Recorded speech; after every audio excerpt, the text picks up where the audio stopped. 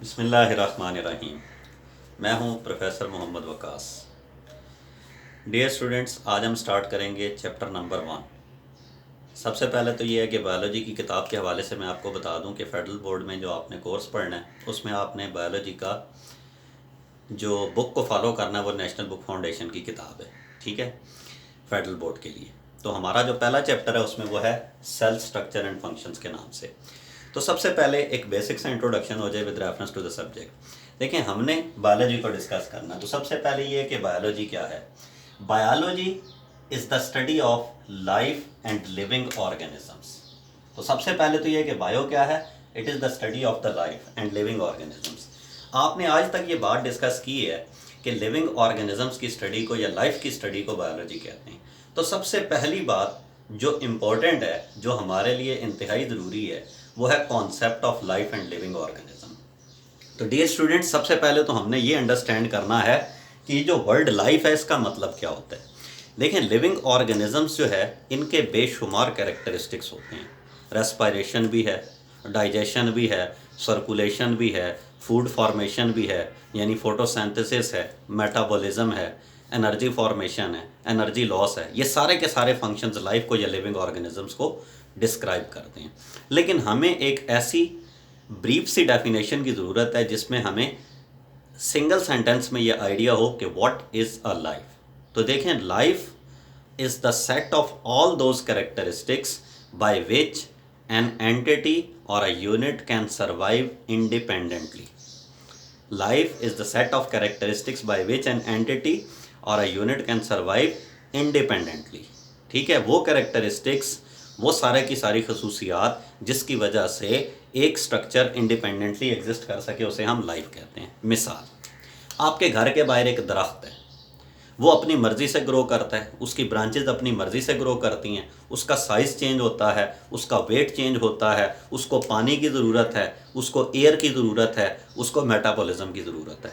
इसका मतलब ये है कि that is a living organism, that has the life.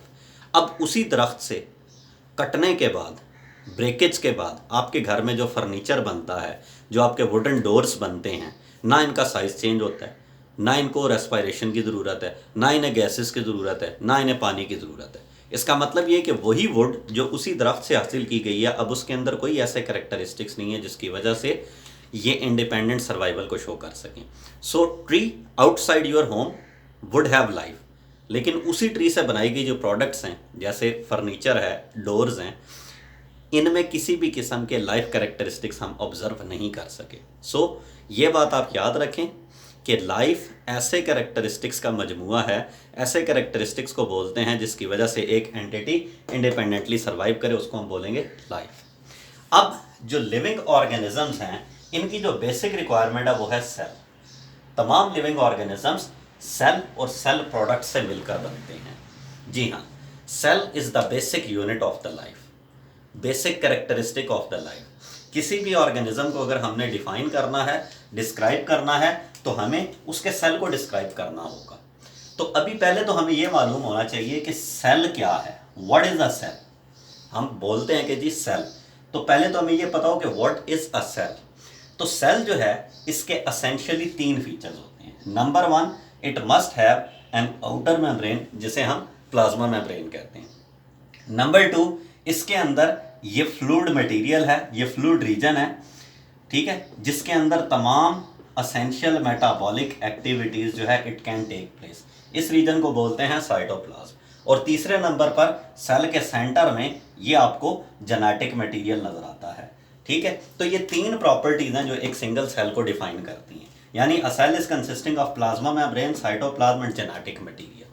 Now remember one thing कि ये जेनेटिक मटेरियल 2 तरह से होता है। जैसे यहाँ पे जो मैंने जेनेटिक मटेरियल ड्रॉ किया, उसके इर्द गिर्द एक मेम्ब्रेन, एक एनवेलप मैंने बना दी।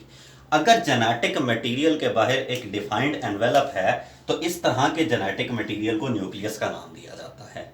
लेकिन अगर इस जेनेटिक मटेरियल को हम बैक्टीरिया में ऑब्जर्व करें तो हम ये देखेंगे कि बैक्टीरियल सेल में ये जेनेटिक मटेरियल आज़ाद है, यानी इसके इर्द गिर्द कोई एनवेलप नहीं है।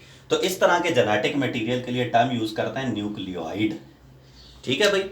तो ये बात यहाँ पर आप याद रखें कि a cell is consisting of 3 components, plasma membrane, cytoplasm and genetic material. तो जेनेटिक मटेरियल दो तरह का होता है। Depending upon genetic material cells भी दो तरह के हो सकते हैं। एक वो सेल्स जिनमें ट्रू न्यूक्लियस होगा, उन्हें यूकैरियोटिक सेल्स बोलेंगे। दूसरे वो सेल्स जिनमें जेनेटिक मटेरियल विदाउट एनवेलप होगा, यानी न्यूक्लियोइड की फॉर्म में होगा, ऐसे सेल्स को प्रोकैरियोटिक सेल्स का नाम दिया जाएगा। ठीक है भाई। अब सेल की डिस्कवरी सबसे पहले रॉबर्ट हुक ने की थी। ठीक है, रॉबर्ट हुक ने 1660s में सबसे पहले जब सेल को डिस्कवर किया तो it was the time when he has got no advanced technology. उसके पास कोई एडवांस टेक्नोलॉजी नहीं थी। सिंपल दो लेंसेज को इकट्ठा करके उसने एक माइक्रोस्कोप डिज़ाइन की हुई थी और इस माइक्रोस्कोप की मदद से उसने ये ऑब्जर्व किया कि सेल जो है ना वो एम्प्टी बॉक्स है, हॉलो बॉक्स है। और रॉबर्ट हुक ने ये कॉन्सेप्ट जनरेट किया कि जी cell is a hollow body. अब चूंकि उस वक्त साइंस इतनी एडवांस तो थी नहीं, इसलिए लोगों ने उसकी बात को सच मान लिया और एक बड़े अरसे तक लोगों का ये कॉन्सेप्ट रहा कि cell is an empty box, cell is an empty unit जिसके अंदर कुछ भी नहीं होता। ये कॉन्सेप्ट वक्त के साथ साथ बदल गया, क्योंकि आपको पता है कि साइंस में तरक्की होती चली गई, बेहतर से बेहतर टूल्स आना शुरू हुए। तो एक और साइंटिस्ट था रॉबर्ट ब्राउन, जिसने सबसे पहले ये इंडिकेट किया कि सेल के सेंटर में कुछ ऐसा मटेरियल मौजूद है जो सेल की प्रॉपर्टीज़ को मुकम्मल तौर पे कंट्रोल करता है। सेल के सेंटर में ये जो मटेरियल एग्जिस्ट करता है, इस मटेरियल को न्यूक्लियस का नाम दिया गया। तो न्यूक्लियस को सबसे पहले रॉबर्ट ब्राउन ने डिस्कवर किया। ठीक है, तो Robert brown was the scientist जिसने सबसे पहले न्यूक्लियस को डिस्कवर किया। अब जब सेल को स्टडी किया जाने लगा तो लोगों को एक तजस्सुस पैदा हुआ कि आखिर ये सेल है क्या, आखिर सेल की प्रॉपर्टीज़ क्या होती हैं, किस बेस पे हम सेल को डिफाइन कर सकते हैं। इन प्रॉपर्टीज़ को मुख्तलिफ साइंटिस्ट ने इकट्ठा किया, जिसमें लुइस पैस्चर का नाम भी आता है, अगस्ट वाइजमैन का भी आता है, श्लीडन और शॉन का भी आता है। ठीक है, तो दो जर्मन साइंटिस्ट थे, एक का नाम थेडॉर श्लीडन था और दूसरे का नाम शॉन था। इन दो साइंटिस्ट ने सेल से मुतल्लिक तमाम दुनिया में होने वाली रिसर्च को इकट्ठा किया, कंपाइल किया, और कंपाइल करने के बाद सेल की बेसिक प्रॉपर्टीज़ को एक्सप्लेन किया। They explained the basic properties of cells in the name of cell theory. ठीक है, तो उन्होंने सेल थ्योरी की फॉर्म में सेल से रिलेटेड बेसिक रिसर्च को एक्सप्लेन किया और उसके कुछ बेसिक फीचर्स को एक्सप्लेन किया। ठीक है, अब सेल थ्योरी के तीन इंपॉर्टेंट पॉइंट्स हैं। सबसे पहला, ऑल ऑर्गेनिजम्स हैव सेल। ठीक है, यानी all organisms are consisting of cell and cell products. दूसरा, cell is the basic structural and functional unit of life. और तीसरा था, new cells divides by the previously existing cells. अब ये तीन इंपॉर्टेंट पॉइंट्स हैं जो सेल की प्रॉपर्टीज़ को एक्सप्लेन करते हैं। अब इनको वन बाय वन देख लेते हैं। पहला पॉइंट हमें यह बताता है कि जितने भी लिविंग ऑर्गेनिजम्स आपको इस दुनिया में नज़र आएंगे, all of the organisms would have cell and cell product. जितने भी ऑर्गेनिजम्स हैं, इन तमाम ऑर्गेनिजम्स में सेल लाजिम होगा। बगैर सेल के कोई भी ऑर्गेनिज्म आपको नज़र नहीं आएगा। दुनिया भर में तमाम ऑर्गेनिजम्स में सेल का होना ज़रूरी है।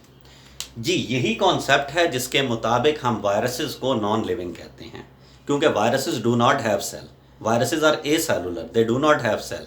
तो इस कॉन्सेप्ट के मुताबिक वायरसेस को रूल आउट कर दिया जाता है और ये कॉन्सेप्ट बना लिया गया है कि वायरसेस नॉन लिविंग इसलिए हैं कि they do not have cell, क्योंकि सेल थ्योरी का पहला पॉइंट ये है कि all organisms, all life forms are consisting of cell and cell products, number one. Number two, cell is the basic structural unit of life. Functional unit पे फिर बात करते हैं।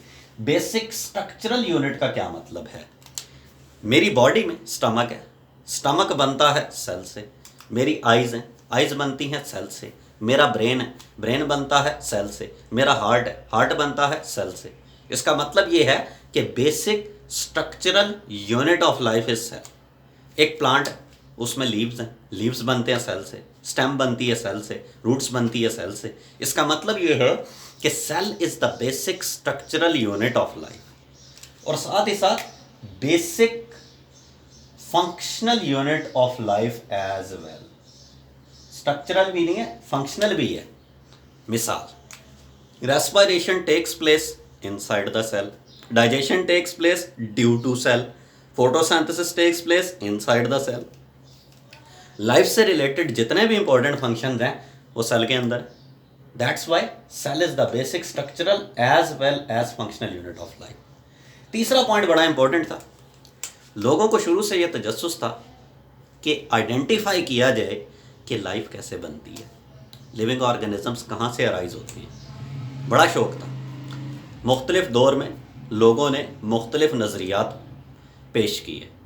हर बंदे का अपना एक नज़रिया था, हर बंदे का अपना कॉन्सेप्ट था। कुछ लोगों का ये कॉन्सेप्ट था कि living organisms non living things से बनते हैं, ए बायोजेनेसिस, ये अगस्ट वाइजमैन का कॉन्सेप्ट था।